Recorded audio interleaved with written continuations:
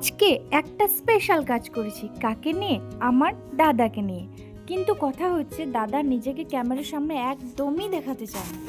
আমার দাদার জন্মদিনের জন্য কেক বানালাম, যদিও দাদা একদমই বলে আমার জন্য কিছু বানাতে হবে না, দেখাতে হবে না।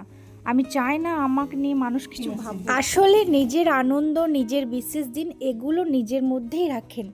কিন্তু আমি ভাবলাম ভালোবাসা তো লুকিয়ে রাখা জিনিস না, তাই তাকে না দেখালেও তার জন্য আমার এই ছোট্ট শুভেচ্ছাটা আপনাদের সাথে শেয়ার করছি। দাদা যেটা চান না সেটা হলো নিজের জন্মদিন নিয়ে হইচই হোক, ফেসবুকে ইউটিউবে দেখানো হোক।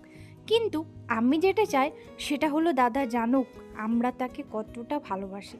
তার জন্য আজ এই কেকটা বানাতে আমার মনটা ভরে গেছে। কারণ উপহার ছোট হোক বা বড়, যদি এতে ভালোবাসা থাকে তাহলে সেটা সবচেয়ে দামি। দাদা হয়তো বলবে এগুলো করতে হতো না, কিন্তু দাদা আজকের দিনটা শুধু তোর।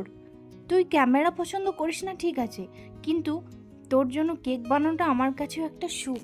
যারা দেখছেন তারা দাদার জন্য একটু শুভকামনা করবেন, আর ভিডিওটি যদি ভালো লাগে একটা লাইক দিয়ে যাবেন।